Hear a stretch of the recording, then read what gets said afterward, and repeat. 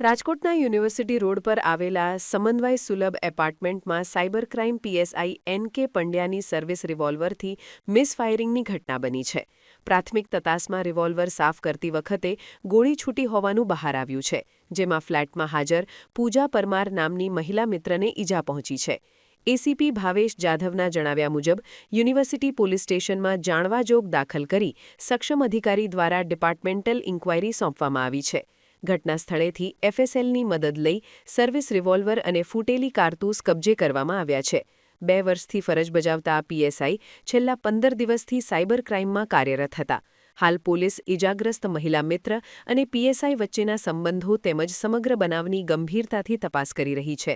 University police station વિસ્તારમાં ગઈકાલે રાત્રિના સમય દરમિયાન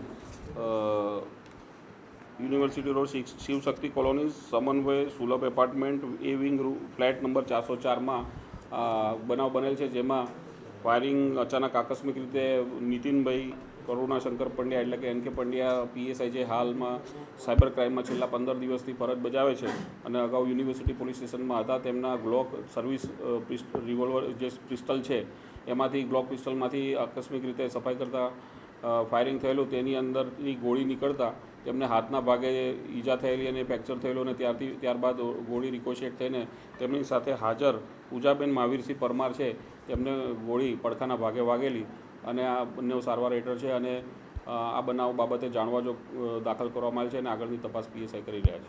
પ્રાથમિક કારણ આકસ્મિક રીતે બનેલું છે અને આ બાબતે એફએસએલને સ્થળ પર બોલાવવામાં આવી છે અને ખાલી કાર્ટીજ અને ફાયરિંગનું જે પિસ્ટલ છે એ કબજે કરવામાં આવી છે. એ જાણવાજોગ અનુસંધાને તપાસ કરનાર અમલદાર તપાસ કરશે.